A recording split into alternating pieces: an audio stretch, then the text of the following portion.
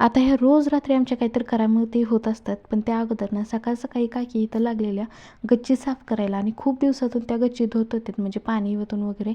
आणि त्यात ना पाऊस पण चालू होता. पाऊस उघडल्यावरती त्या गच्ची साफ करायला लागलेल्या. आणि इथं बघा झाडं किती छान आलेली होती, कोरफड वगैरे मस्त फुललेली होती आणि साईडला तुळशी पण आलेली होती. आणि हा बघा विराज मामा आता स्वतः किती करामती आहे तो त्याला दाखवते, म्हणजे तोही बिघडला पाहिजे आणि त्यानेही करामती केल्या पाहिजे. संध्याकाळच्या वेळेस आम्ही खाली गेलेली होती आणि त्याला ना टकोचे शिवलेले होते कृष्णाला, तर ते मी तुम्हाला दाखवत होते. आणि ते मामा की नाही त्याला घेऊन बसलेले होते आणि ते म्हणत होते, चल माझ्या गाडीवरून मी तुला एक फेरा आणतो.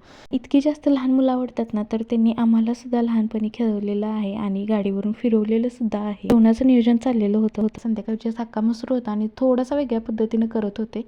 आणि तोपर्यंत भैया ह्याला घेऊन बसलेला होता. तो म्हणत होता घेऊन बसायला, तर मला नाही तू घेऊन बस, मी परत स्वयंपाक करणार आहे. तरी अख्खा मसूर केलेला होता, मस्त असा वेगळ्या पद्धतीने टेस्टी तर झालेलाच होता. आणि संध्याकाळची आमच्या अशा करामती असतात ना की बोलायचं कामच नाही, की करामती बघूनच इतकं हसायला येतं. आणि त्या महेंद्र बाहुबली